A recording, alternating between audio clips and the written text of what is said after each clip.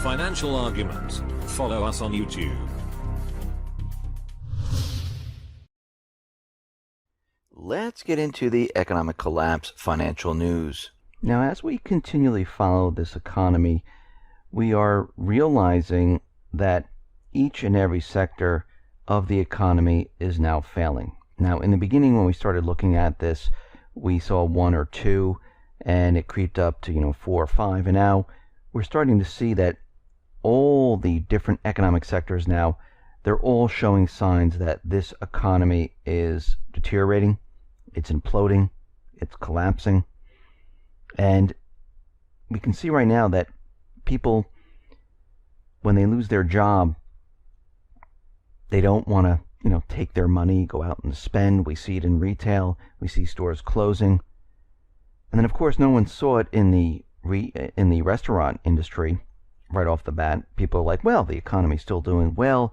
Restaurants are still doing well. So there really can't be a problem.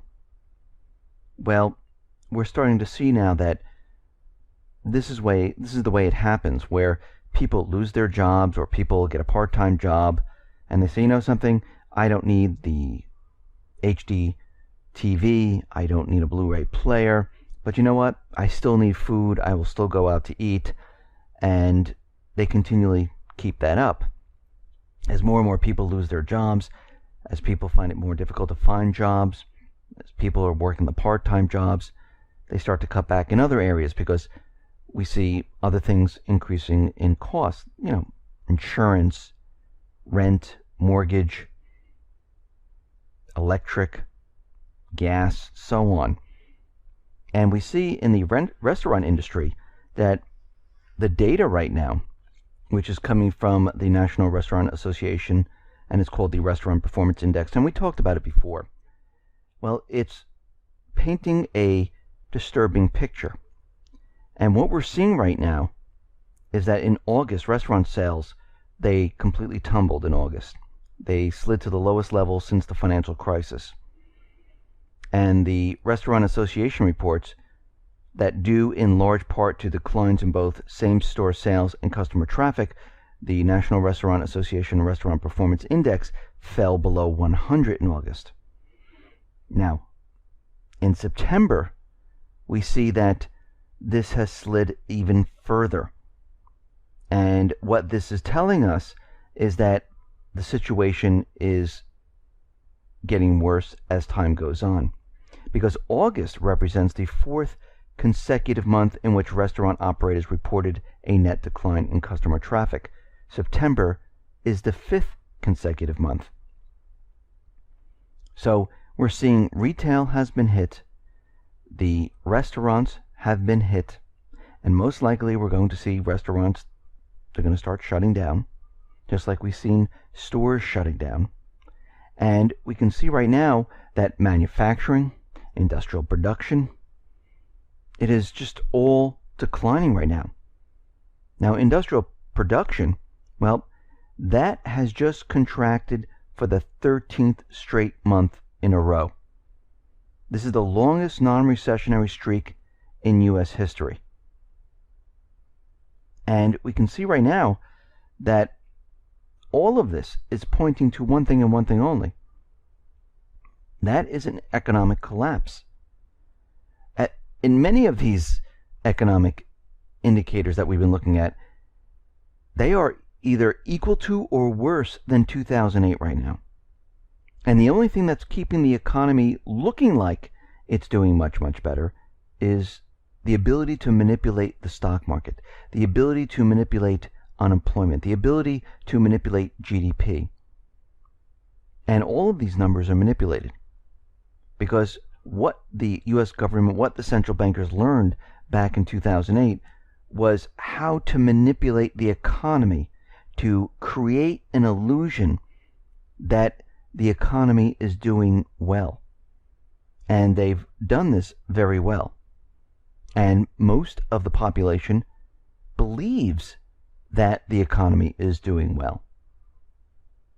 And many people believe it, but many people also feel that something is wrong, because those people who still have jobs, they're putting out their resume and they're saying, why can't I find another job equal to what I have or something better?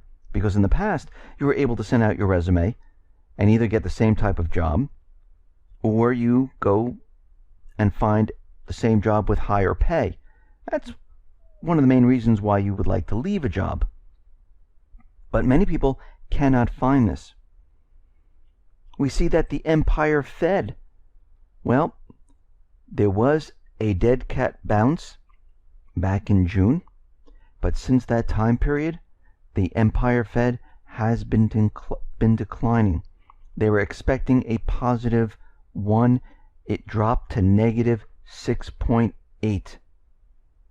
And we can see right now that the Empire Fed, industrial production, the Restaurant Performance Index, retail, manufacturing, corporate defaults, delinquencies in the auto industry, the derivative bubble, the stock bubble, the treasury bubble, all of this is coming to a head right now.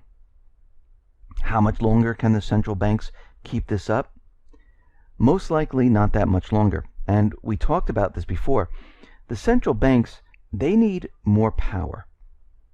They need more power to control the economy, because they know the people will not be able to push this economy to the next level.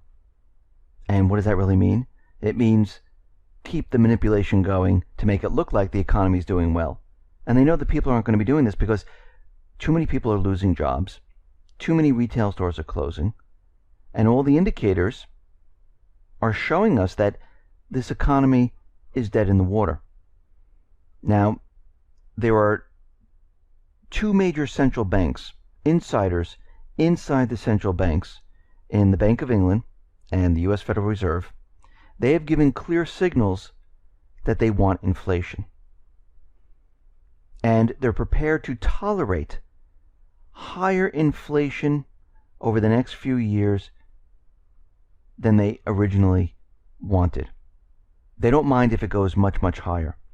Now, what they're really saying is that inflation is going to happen anyway, because what's happening around the world is that those countries that are dealing with the petrodollar, those countries that keep the dollar in reserve, those dollars are going to start floating back to the United States. Because we can see right now that the United States has lost control in the Middle East. And once control is completely lost, countries are going to no longer deal in the dollar to sell their natural resources. And we see that the Federal Reserve, the Bank of England, we can see the Bank of Japan, and the rest of the central banks, they're going to have no choice. But the United States is going to see inflation.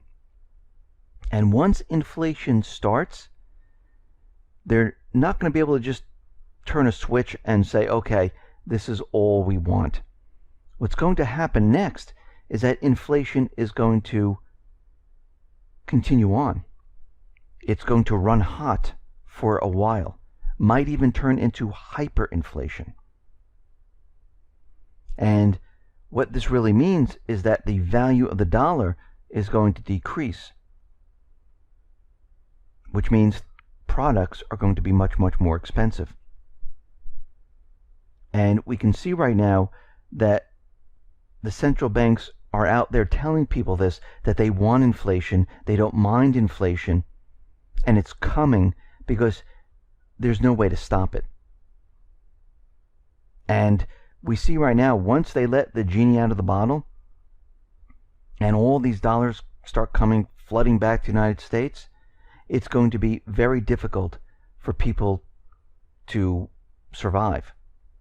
And at this point, this signal from the central banks should tell you something. It should tell you to start to purchase the items now, because you don't want to be caught in a situation where all of a sudden you want to go and purchase food and you find out that bread is $50, milk is $90, because this eventually will happen. Because once inflation hit, and we've seen it before, this is not the first time. We've seen it in Germany. We've seen it around the world. We've seen it back in the 1970s. But of course, this was the beginning of the fiat system, but this is the end game of the fiat system, where we have so much debt, where wages are going the opposite way, they're declining, where we have so many bubbles, they're ready to pop, and they can't control the system. So right now, we see many things occurring all at once. We have the elections coming up, and we know right now that the U.S., those people in power, the elite, the globalists, the shadow government, they're going to do whatever they possibly can to make sure they have the puppet in place that will take orders.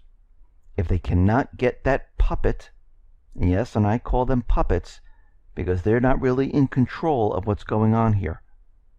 If they can't get that puppet in power, they're going to postpone these elections. Or if they do let the elections go through, most likely they'll get rid of that candidate that they don't want, if that candidate actually makes it through. But we can see already they're laying the groundwork for what is coming. And they realize that this economy that we're in right now is not going to be able to continually chug along here. It's going to collapse one way or another. They rather have it their way, where they can bring it down, where they can control it as it comes down, where they can say, listen, the financial system was hit, we know who did it. And of course, as you know, once they tell you this, it's completely fake, phony, and false, because you can't just figure it out that fast. But they'll have everything prepared and ready to go. They've been preparing for this for a very long time. And we see right now that if you're not prepared at this point, you need to get prepared for what is coming.